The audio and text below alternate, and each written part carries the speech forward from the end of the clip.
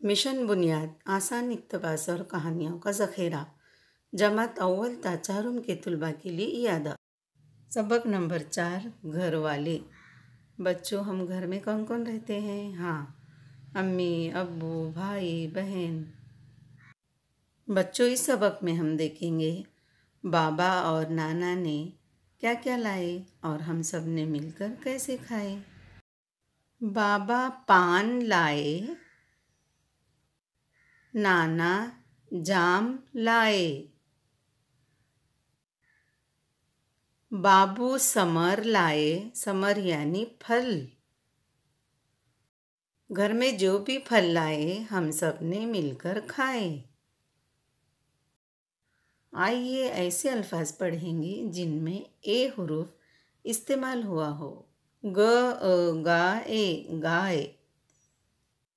तव तो तय ते तोते।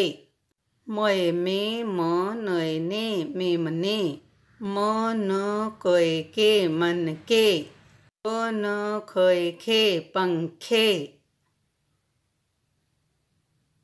कपड़े कपड़े।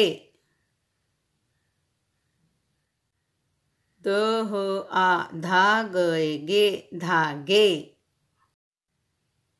प त पर तजदीद ए पत्ते।